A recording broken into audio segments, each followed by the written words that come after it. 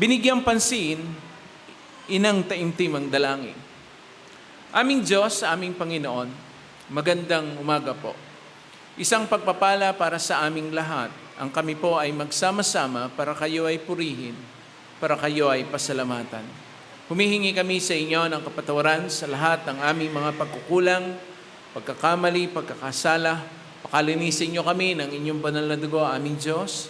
At sa aming po, Panginoon, pagtunghay ng mga pagkaing espiritual na inihanda ninyo para sa amin, ang hilingkot dalangin, aming Panginoon, mangusap po kayo. Patuloy na ang karunungan, kaalaman, at ang inyong pagpapala at biyaya, ang aming pong maranasan sa oras na ito. Kayo po ang mangusap sa amin, at sa pagtingin po namin, at pagtunghay namin, pagbubulay namin ng inyong mga salita, mangusap kayo sa amin. Salamat po. Ito po ang aming dalangin sa pangalan ng Panginoong Jesus.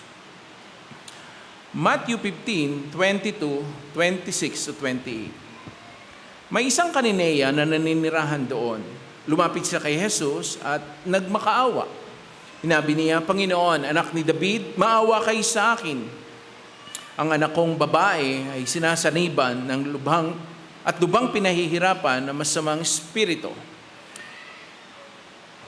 Sinagot siya ni Jesus sa pamagitan ng isang kasabihan, hindi tamang kunin ang pagkain ng mga anak at ihagis sa mga aso. Sumagot naman ang babae, tama po kayo, Panginoon. Pero kahit mga aso ay kumakain ng mga tirang nahuhulog mula sa mesa ng kanilang amo. At sinabi sa kanya ni Jesus, napakalaki ng pananampalataya mo.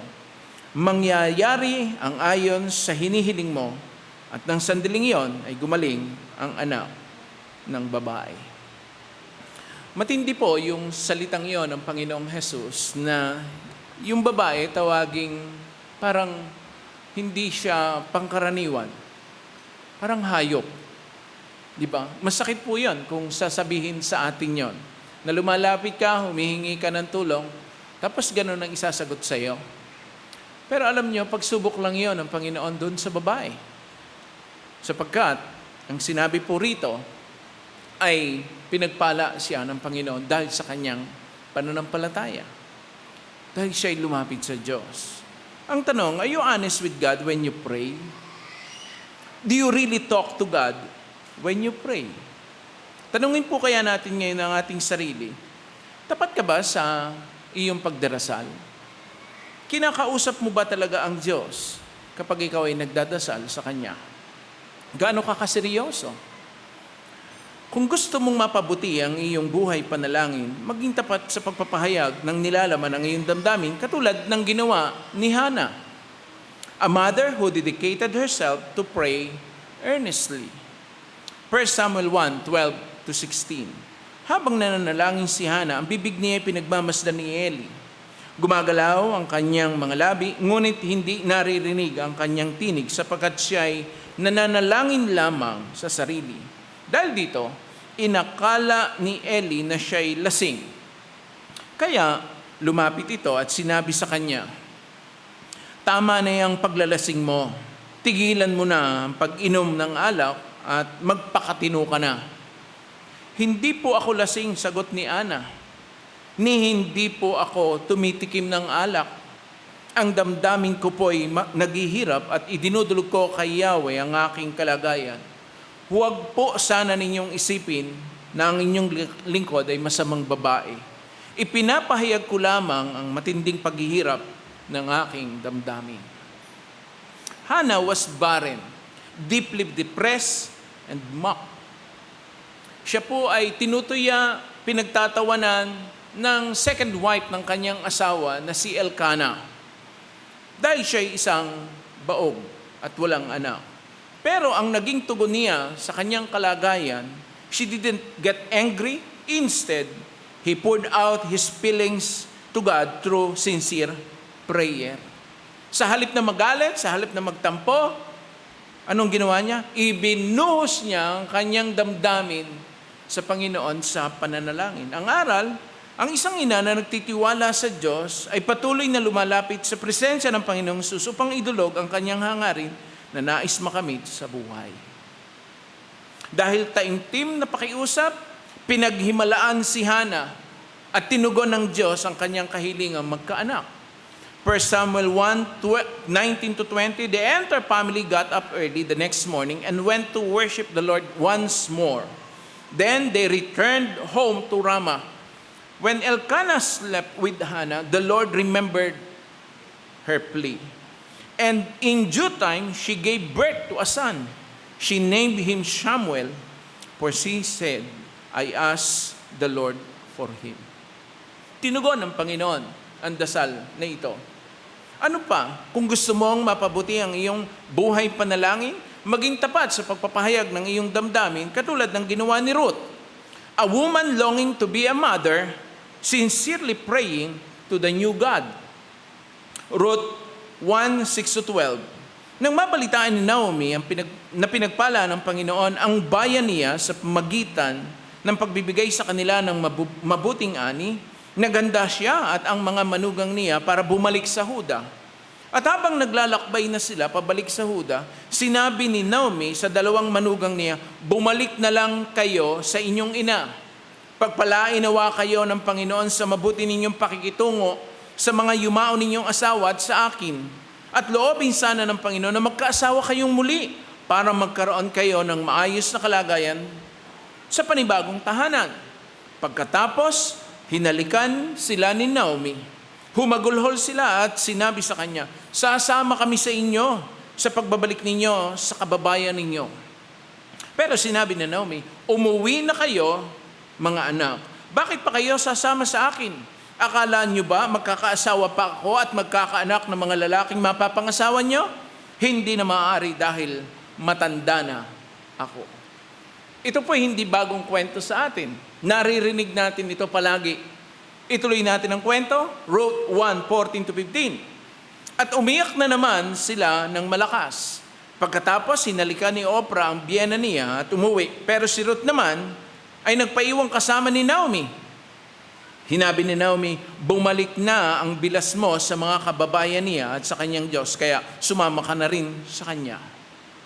Di po ba kung inyong ilalarawan, ang eksenang ito ay parang telenovela.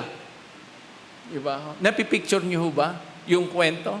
Na magbienan, magbilas, ay talagang medyo may drama. Pero anong naging sagot po ni Ruth sa panghihikayat na ito ng kanyang biyenam? Ruth 1:16-17. Ruth answered, please don't tell me to leave you and return home. I will go where you go. I will live where you live. Your people will be my people. Your God will be my God. I will die where you die and be buried beside you. May the Lord punish me if we are ever separated even by death. Anong sagot ni Ruth? Hindi ko kayo iiwan. Napakagaling na manugang, ano? Ano kayo nakita nito sa kanyang biyanan? At talagang kakaiba. Niyo ba? Sabi nila, mabuti pa daw si Adan, walang biyenan. Mabuti pa si Eva, walang biyenan. Pero kakaiba ito. Di po ba? Si Ruth ay isang babaeng may asawa. Pero sa kasawi ang palad ay hindi po nagtagal ang kanilang pagsasama sapagkat namatay ito ng maaga na wala silang anak. Ganun pa man, ang pagpapahayag niya na makasama ang kanyang biyena ay isang uri ng commitment and dedication. Nakita ni Ruth sa biyena niyang si Naomi ang mabuting halimbawa na maaaring tularan niya. Ang pagiging mabuting asawa at ina ni Naomi na nasaksihan ni Ruth. Bagamat ang asawa at dalawang anak ni Naomi ay parang bula na naglaho sa buhay niya, ganun pa man, hindi rin marahil narinig ni Ruth ang biyena niyang ito na nagrereklamo o sinisisi ang Diyos sa masaklap na pangyayari sa buhay niya. Wala po tayong nabasang ganon sa Bible. Umalis ang pamilya ni Elkanah at ni Naomi, mag-asawa sila. Sila po ay namuhay sa Moab, from Israel going sa Moab.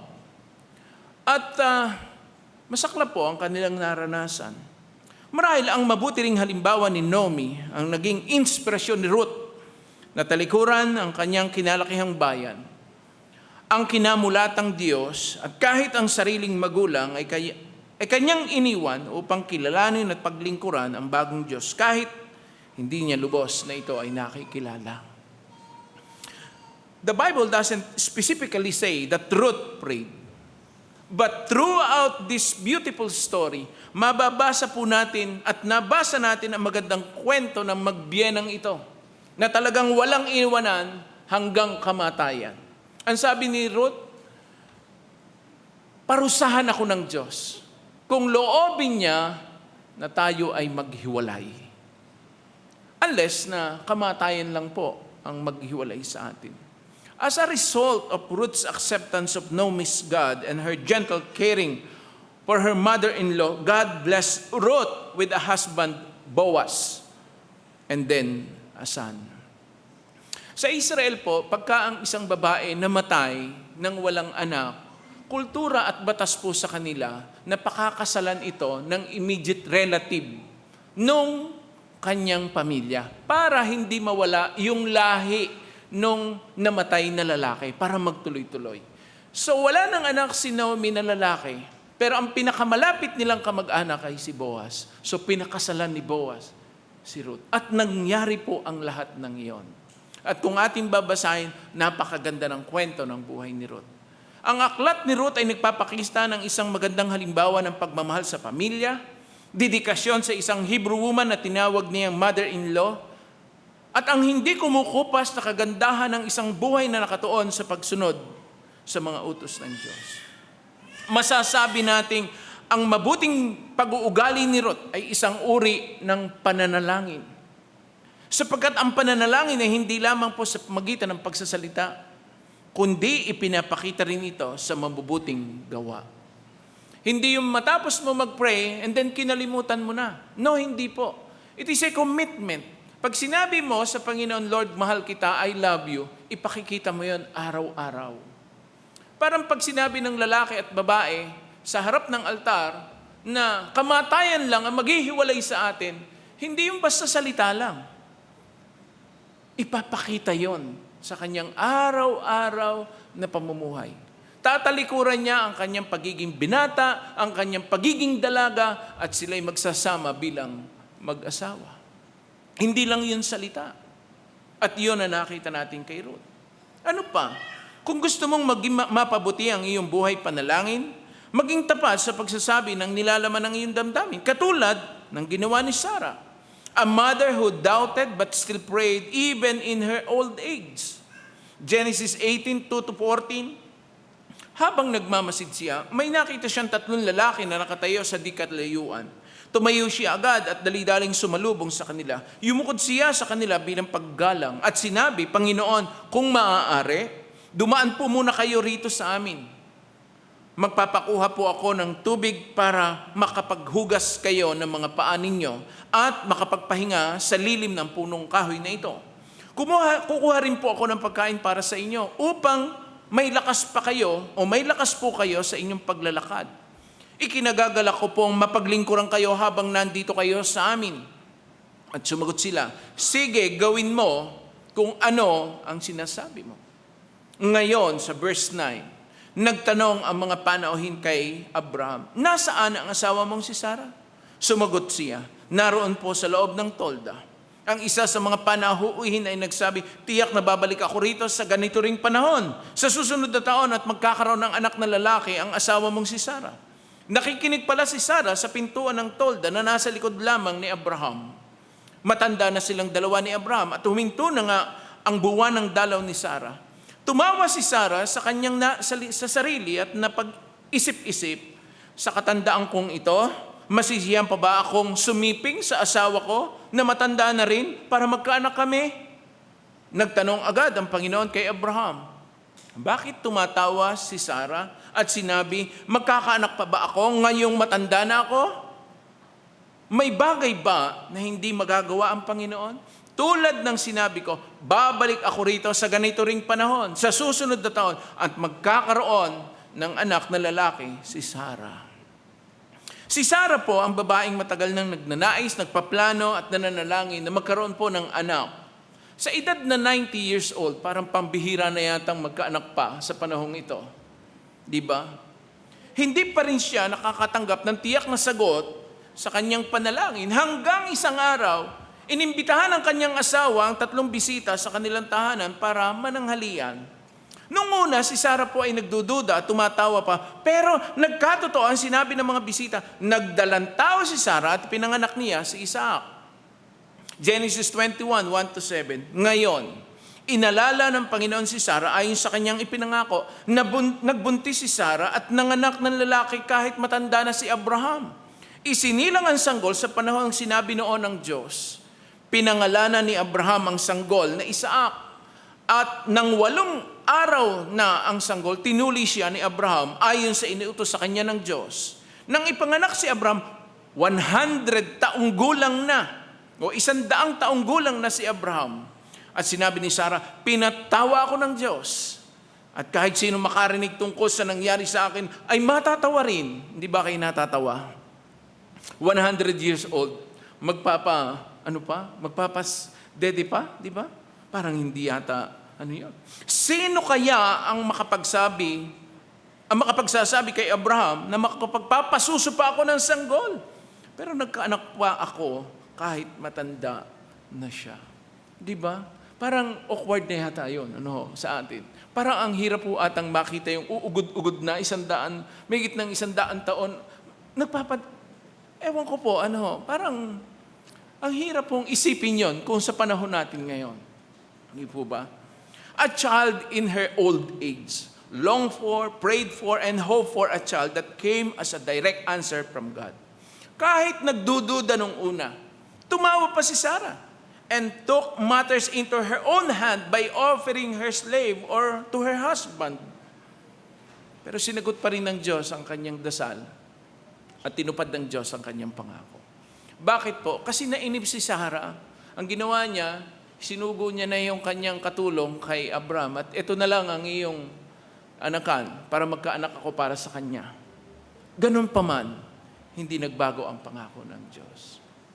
Ang aral, kahit ang tao ay matanda na, kung nais ng Diyos na ikaw ay pagpalain niya at dinggin ang iyong panalangin, wala makakahadlang, anuman o sino man.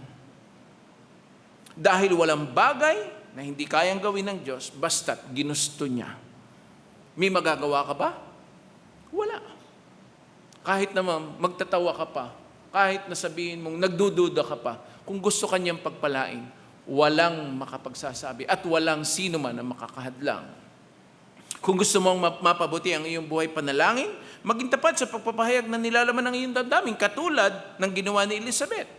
A mother who feels disgrace, but God bless her request. Luke 1:13-25. Pero sinabi sa kanya ng anghel, huwag kang matakot, Zacarias. Dininig ng Diyos ang panalangin mo. Magkakaanak ng isang lalaki ang asawa mong si Elizabeth. At Juan ang ipapangalan mo sa kanya. Matutuwa kayo at magiging maligaya dahil sa kanya. At marami ang magagalak sa pagsilang niya. Dahil magiging dakila siya sa harap ng Panginoon. Sinabi ni Zacarias sa anghel, papaano pong mangyayari ang mga sinasabi nyo? Matanda na ako at ganun din ang asawa ko. Sumagot ang anghel, ako si Gabriel na naglilingkod sa harapan ng Diyos. Siya ang nagsugo sa akin para sabihin sa iyo ang magandang balitang ito. Nang matapos ang panahon ng kanyang paglingkod, umuwi na si Zacarias. Hindi nagtagal, nagbuntis si Elizabeth at sa loob ng 5 buwan ay hindi siya umalis ng bahay. Sinabi niya, napakabuti ng Panginoon, inalis niya ang kahihiyan ko sa mga tao bilang isang baog. Si Elizabeth po ay nagdarasal para sa isang anak na lalaki sa loob ng maraming panahon. At ngayon, ang inaasahang sagot ay dumating na matapos ang mahabang panahon ng paghihintay. Lingkod ng Diyos si Zacarias. Naniniwala sila sa Panginoon. Pero bakit hindi dinidinig ng Diyos ang kanilang dasal? Pero alam nyo mga kapatid, ang Diyos ay may panahon na hindi natin panahon. Yung kalendaryo ng Diyos, hindi nating kalendaryo. Basta magpatuloy tayo. Ang aral, kahit natatagalan ng sagot sa panalangin, hindi ibig sabihin na kinalimutan na itong dinggin. Ikaw, kaibigan, gaano ng katagal ang hinihintay mong tugon sa mga ipinapanalangin mo? Huwag mawala ng pag-asa. Patuloy na magtiyaga sa paghihintay sapagkat sa panahong itinakda ng Panginoong Hesus, ipagkakaloob niya ang tugon sa iyong mga dalangin. Huwag ka lang mainip. Sapagkat, hindi lamang sinagot ng Panginoon ang panalangin ni Elizabeth, kundi ang ipinangakong anak niya ay bahagi ng plano ng Diyos sa pagdating ng Mesiyas. Luke 1:39-45, hindi nagtagal at si Maria ay nagmamadaling pumunta sa isang bayan sa bulubundukin ng Huda. Pagdating sa bahay ni Zacarias, binati niya si Elizabeth. Nang marinig ni Elizabeth ang pagbati ni Maria, biglang gumalaw ang sanggol sa kanyang sinapupunan at siya ay napuspos ng Espiritu Santo. Napasigaw siya sa galak. Pinagpala ka sa mga babae at pinagpala rin ang dinadala mo sa iyong sinapupunan. Sino ako upang dalawin ng ina ng aking Panginoon? Sapagkat pagkarinig ko ng iyong pagbati ay gumalaw sa tuwa ang sanggol sa aking sinapupunan. Pinagpala ka, sapagkat sumasampalataya kang matutupad ang ipinasasabi sa iyo ng Panginoon. Ang layunin ng pagsilang po ni John the Baptist ay magsilbing tagapauna o forerunner upang ihanda ang puso at isipan ng mga tao para sa pagdating ng Panginoong Jesucristo. Si Juan ay ipinanganak sa kabila ng katandaan ni Zacarias at Elizabeth bilang katuparan ng propesiya upang ipahayag ang pagsisisi, magturo tungkol sa Panginoong Hesus at maging tinig na maghahanda ng daan ng Panginoon. Mga kapatid, lahat ng tao, lahat ng ipinapanganak dito, merong layunin. Ang layunin ng Diyos kay John the Baptist ay kitang-kita natin, nabasa natin sa Biblia. Ikaw, nalaman mo ba kung ano ang layunin at nabuhay ka sa ibabaw ng mundo? Nung isang araw po, pinag-uusapan namin mag-ama habang kami nagbabiyahe pa uwi po sa Imus, yung kanilang pangalan. Yung pangalan ng aking mga anak at maging yung aking pangalan. Sabi nila, ano bang kahulugan ng pangalan mo? No? Sabi ko, ang pangalan ko ganito. Sabi nila, ang pangit naman tayo ng pangalan mo. No? Kasi hindi po ito ang aking pangalan. Huwag nyo nang alamin. Baka hindi po kailangan. Ganun pa man, mga kapatid. Lahat may layunin, may dahilan kung bakit. Kaya noon po magkita kami ng aking biyenan at tinanong kagad ng mga anak ko, Lola, ano ba ang dahilan at ang ipinangalan nyo kay nanay ay ito? Ang sabi ng biyenan ko, abay, ewan ko ba kung bakit? Kasi nung araw, hindi naman namin pinag-uusapan yan. Mga kapatid, anong layunin ng Diyos sa buhay mo? Bakit? Anong dahilan? May layunin ng Panginoon sa buhay mo. Kaya nga, nung ikinukwento ko sa aking mga anak, alam mo ba, lalo na yung panganay kong anak, sabi ko sa kanya, nung araw kasi ho, ang internet dial-up pa. Yung nakakonekta sa telepono. Dahil hindi naman ho laging meron, depende sa load mo, so nagprint ako ng napakaraming pangalan magmula A to Z para lang makahanap ng pangalan ng mga anak ko, lalo na nung panganay. Pero wala akong nakuha. No? Kasi ang daming kagaganda. Hanggang sa, ayun na nga, nagkaroon na. Kasi may layunin ng Diyos sa bawat isa sa atin. Kaya mga kapatid, sa mga dalagang naririto, at gusto nyo magkaasawa, at mga binatang naririto, maghanap kayo ng pangalan na talagang merong dahilan. Hindi yung basta lang, oh, mas maganda ito, mas maganda yan. Maganda po yun. Alam nyo, sa Biblia, may mga pangalan sila. At merong dahilan kung bakit yun ang ipinangalan na John. Ang totoo ho, yung Baptist po, hindi ho yun talaga ipilyedo niya. Akala natin John the Baptist. Hindi po yun ipilyedo ni John. Kaya lang siya tinawag sapagkat siya ang nagbabautismo. Kaya tawag sa kanya si Juan na taga-bautismo. So hindi po John the Baptist. Meron ding iba ang pangalan doon ni Jesus ay Jesus at ang ipilyedo Christ. Hindi rin po. Di po ba? So mga kapatid, napakahalaga na alam na natin. Ngayon, kung gusto mong mapabuti ang iyong buhay panalangin, maging tapat sa pagsasabi ng nilalaman ng iyong damdamin. Katulad ng ginawa ni Mary. A prayerful mother who is prepared to serve God. Nang kausapin ng anghel ng Panginoon si Maria tungkol sa kanyang pagdadalang tao, kahit siya ay isang dalaga, ay ganito ang kanyang naging tugon. Luke 1:34-37. Paano po mangyayari ito? Gayong ako'y isang birhen, tanong ni Maria. Sumagot ang anghel, sa iyo ang Espiritu Santo at mapapasailalim ka sa kapangyarihan ng kataas-taasang Diyos. Dahil dito, Ang isisilang mo'y banal at tatawaging anak ng Diyos. Hindi ba't ang kamag-anak kong si Elizabeth ay bao? Gayon may naglihi siya. At ngayon ika-6 na buwan na ng kanyang pagdadalang tao. Kahit na siya'y matanda na, sapagkat walang anumang bagay na hindi kayang gawin ng Diyos, sapagkat sumagot si Maria, ako'y alipin ng Panginoon, mangyari nawa sa akin ang iyong sinabi. Pagkatapos, umalis ang anghel. Si Maria po ay pinili ng Diyos upang gampanan ang kahangahangan tungkulin bilang ina ng ating Panginoong Hesus dito sa lupa. Tulad ng karamihang mga babae sa Biblia, walang masusing pag-aaral tungkol po sa kanilang mga karakter. Ngunit nabasa natin sa Biblia na si Maria ay pinili dahil sa kanyang pambihirang katangian. She was highly favored and God was with her. Katulad ng maraming Hudyo, inaasahan din ni Maria ang panahon kung kailan darating ang ipinangakong tagapagligtas. Isa siyang pangkaraniwang babae na naghahangad ding magkaroon ng sariling pamilya at mga anak. Pero hindi inakala ni Maria na siya ang pipiliin ng Panginoon upang maging channel of God's blessing para sa katuparan ng kanilang hinihintay na tagapagligtas. Luke 1:31-33, and behold, you will conceive in your womb and bear a son, and you shall call his name Jesus. He will be great and will be called the Son of the Most High. And the Lord God will give to him the throne of his father David, and he will reign over the house of Jacob forever. And of his kingdom there will be no end. Sa sinabing ito ng anghel ng Panginoon kay Maria, ano ang kanya naging tugon? Dasal. Luke 1:38, and Mary said, behold, I am the servant of the Lord. Be it unto me according to your word. And the angel departed her. Ano naging sagot niya? Ako'y alipin ng Panginoon. Mangyari sa akin ang ayon sa iyong sinabi.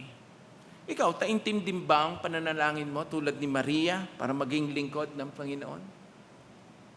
Alam niyo po, yung mapili ka bilang isang lingkod at makapaglingkod sa Panginoon, isang malaking karangalan. Yun nga, humatanggap tayo sa isang kumpanya para doon magtrabaho eh. Ang laki-laki na ng karangalang nararamdaman mo eh. Iyong piliin ka ng Panginoon para maglingkod sa Kanya. Ang paglilingkuran mo'y Diyos sa mga Diyos, Hari ng mga hari. At ang paglilingkod natin dito ay hindi hanggang dito lang, kundi hanggang walang hanggan.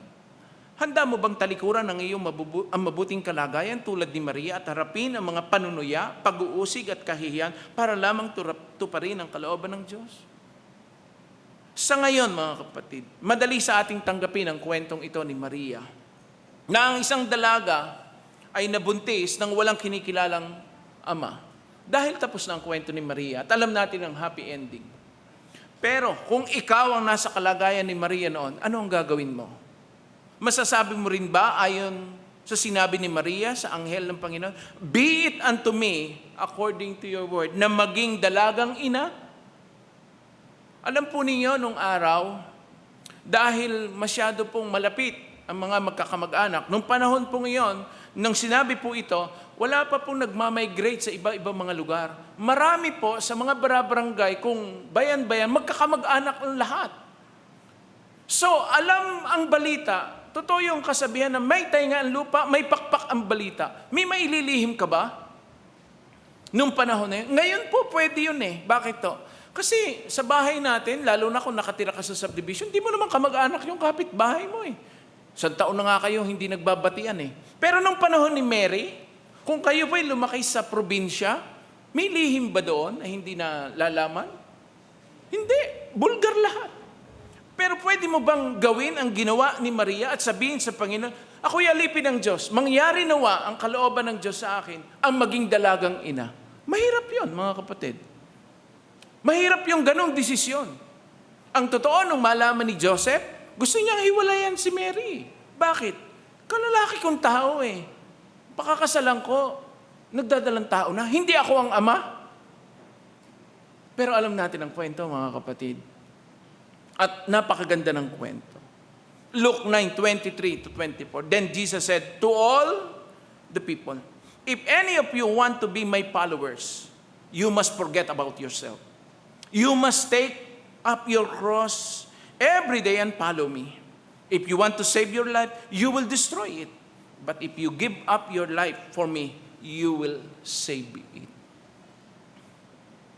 At ito'y ipinakita ni Maria. Hindi lang niya ipinagdasal, hindi niya lang sinabi na ako'y alipin ng Diyos, kundi ipinakita niya talaga na siya'y naglingkod sa Panginoon. Tinanggap niya yung tuya, tinanggap niya ang lahat ng pintas, pagtatawa ng maraming tao dahil natagpuan siyang dalagang ina. Matapos natin mapag-aralan ang panalangin ng ilang ina sa Biblia, at alam nyo, ang dami po mga prayer, a prayerful mother sa Bible. Pero sa palagay ko, sapat na po ito. Ganun pa man, tandaan, prayer isn't a tool for Christian to control God. Instead, it's a God-given way for us to converse and plead with God. Ang panalangin po ay hindi po kasangkapan para kontrolin natin ang Diyos at gawin niya ang gusto natin, kaya tayo magpe-pray. Ito po isang paraan ay binigay ng Panginoon sa atin para kausapin natin siya ng personal at humingi sa Kanya ng tulong. Prayer is a powerful way to connect with Him and gain strength and wisdom in the process. Ang panalangin ay isang makapangyarihang paraan upang mapalapit ang mga nagtitiwala sa Panginoong Hesus, at sa gayon, matanggap po natin, alin? Yung lakas at karunungan sa pamamaraan niya. Kaya ang hamon, pray for God's will to be done. Diringgin, taimtim na dalangin, kung mananalangin para ang kalooban ng Diyos ang maganap at hindi ang gusto natin. May mga pagkakataon po kasi, pagka tayo nagpe-pray, ipinagsisiksikan natin sa Diyos yung gusto natin. Hindi yung gusto ng Diyos. Ang gusto natin masunod, mangyari, yung gusto natin. Agrihan nyo lang ako, Lord. Samahan nyo lang ako sa gusto ko. Pero bakit hindi dinidinig ng Panginoon? Kasi hindi yung gusto niya ang gusto natin. Ang sunod namin, pray to intercede for others. Diringgin, taimtim na panalangin, kung mananalangin para ipagmalasakit na ilapit sa Diyos ang iba. Ano pa? Pray with humility. Diringgin, taimtim na dalangin, kung mananalangin na may kababaang loob. Pray with faith. Pray with persistence. Ito po ang napakahalaga, mga kapatid, sa pananalangin. Yung pong mga pinag-aralan natin, mga panalangin ng mga nalistang ina sa Biblia, hindi po automatic yun. Matagal silang nagdasal. At talagang nag-intay sila ng himala. So ang panalangin ay isang makapangyarihang kasangkapan na ibinigay ng Diyos upang palakasin tayo, palalimin ang ating relasyon sa Kanya, at payagan tayong gampanan ang ating tungkulin para sa katuparan ng Kanyang mabuting layunin at mga plano. John 16:23-24, Truly, truly, I say to you, whatever you ask of my Father in my name, He will give it to you. Until now, you have asked nothing in my name. Ask and you will receive, that your joy may be full. Anong sabi ng Panginoon? Ano mang hingin ninyo sa Ama, sa aking pangalan, ibibigay ko sa inyo. Pero hanggang ngayon, wala kayong hinihingi in my name. Sirain natin, mga kapatid, ang ating pagdadasal. Humihingi ba tayo in Jesus' name? O basta lang, alam nyo, minsan ganito tayo eh. Yung bang, dahil sa kagutuman, no, o kaya sa kagustuhan matapos sa kagad ang panalangin, nakakalimutang mag-in Jesus' name. Thank you Lord for the food that we are about to eat in Jesus' name. Ang bilis! Sabi nila, ano daw yon? The prayer of a hungry man. Thank you Lord na lang. Di ba? Anong sabi ni Jesus? Hanggang ngayon, wala pa kayong hinihingi sa Kanya sa aking pangalan. Wala tayong hinihingi. Didinggin ng Diyos ang ating dasal at pakiusap kung hihingi natin in Jesus' name, kasi siya ang mediator. Ang ganda-ganda po ng blessing sa atin, mga kapatid. Anytime pwede tayong tumawag sa Diyos. Basta tatawag tayo sa pangalan ng Panginoong Hesus. Pero ang tanong, huwag niyong madaliin yung in Jesus' name. Minsan nakakalimutan pa. Ang haba-haba ng dasal, ang haba-haba ng listahan. Tapos yung in Jesus' name, nagmamadali. Palagay niyo, makakarating ba yun? Hindi. Dahil kahit hindi mo sabihin, luha mo pa lang, pagtungo mo pa lang, paghibik mo pa lang, alam na ng Diyos kung ano ang ibig sabihin ng lahat ng iyan. Kaya ang ganda po nung huli nating awit, I speak Jesus. Sana wag nating makalimutan ang dahilan kung bakit tayo nagdadasal at kung bakit si Jesus ay laging naririto sa ating harapan. Para ano? Lagi natin siyang kilalanin. Lagi natin siyang kilalanin. Huwag nating gamitin lang ito sa pabasta-basta lang. Ipagkakaloob niya ang lahat ng ating kahilingan kung hihilingin natin ito in the name of Jesus. Bibigyan pansin kung taimtim ang ating dalangin. Aming Diyos na makapangyarihan sa lahat, maraming pong salamat sa inyo sapagkat binibigyan niyo kami, Panginoon, lagi ng pagkakataon na maranasan ang mga pagpapala ninyo. Pero maraming mga pagkakamali ang nais naming ihingi sa inyo ng tawad sa aming mga kawalan po ng kaalaman, akala namin kapag kami nagdasal, pumikit, at paulit-ulit ang aming dasal ay didinggin nyo na hindi po, Panginoon. Ayon po sa mga talatang aming binasa at sa kwento ng mga ina na nasulat sa Biblia, talagang nagdasal sila ng taimtim at napakaganda po ng kwento bago po namin nakita kung paano nyo po dinidinig ang dasal ng bawat isa. Kaya ang hiling ko't dalangin, aming Diyos, sa oras na ito, bagamat ngayon po ay isineselebrate namin ang Mother's Day, ganun pa man, Panginoon, ang aral at mensaheng ito'y para sa aming lahat. Ginamit nyo lang po ang mga ina sa Biblia para turuan kami kung paano kami mananalangin. Sapagkat isa pong napakalaking pribilehiyo ang lagi namin kayong kausapin. Sapagkat nais din po ninyo na kami lagi ninyong pagpalain. Ito po ang aming dalangin, Panginoon, sa pangalan ng Panginoong Jesus. Amen.